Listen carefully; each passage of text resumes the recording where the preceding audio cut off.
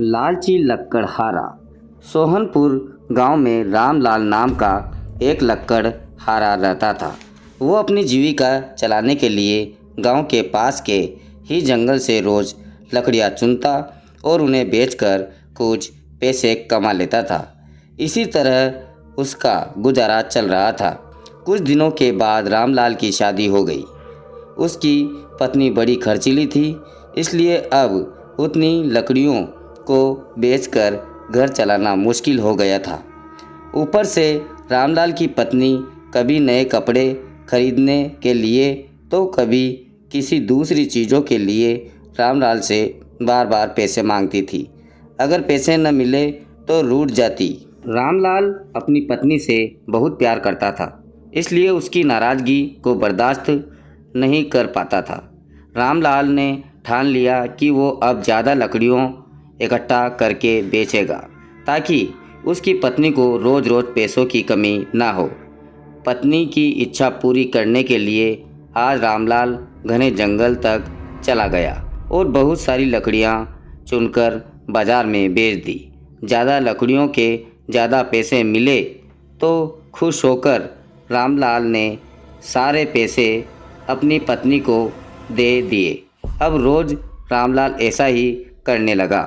देखते ही देखते उसके मन में लालच इतना बढ़ गया कि उसने धीरे धीरे पेड़ काटना भी शुरू कर दिया।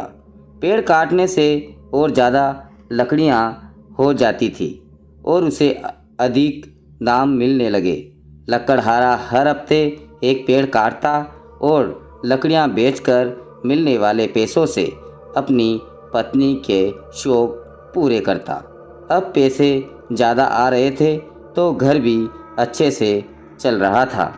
धीरे धीरे रामलाल ने पैसों को जुए में लगाना शुरू कर दिया।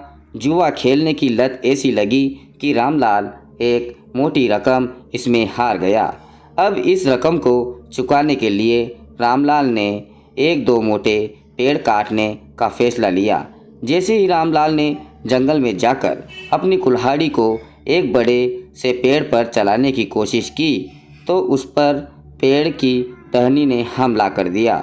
रामलाल चौंक गया, फिर उसे पेड़ की एक टहनी ने लपेट लिया। रामलाल कुछ समझ नहीं पाया कि यह सब क्या हो रहा है।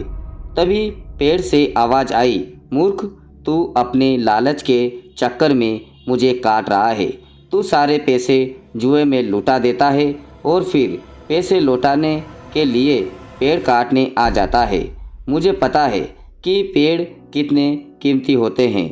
हमारे अंदर भी जान बसती है और हम तुम इंसानों को जीने के लिए हवा, धूप में छाया और भूख को शांत करने के लिए फल देते हैं, लेकिन तू अपने स्वार्थ के लिए हमें ही काट रहा है।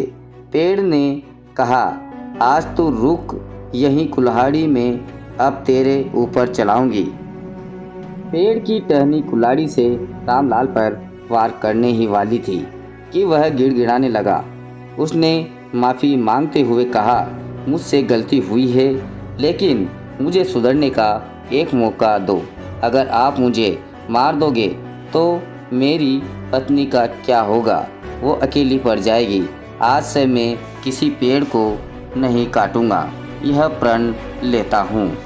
यह सब सुनकर पेड़ को रामलाल के ऊपर दया आ गई। उसने रामलाल को छोड़ दिया। छूटते ही रामलाल भागकर अपने घर गया और पैसों के लालच में न आने का संकल्प लिया। कहानी से हमें यह सीख मिलती है कि लालच करना बुरी बात है।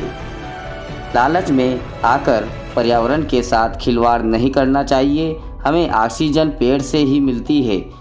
इन्हें काटकर हम सुख, दुख और अपने जीवन में संकट को ले आते हैं। तो पेड़ को सपोर्ट कीजिएगा कि हमारे पर्यावरण बचे। पसंद आए तो वीडियो को ज़्यादा से ज़्यादा लाइक और सब्सक्राइब ज़रूर कीजिएगा।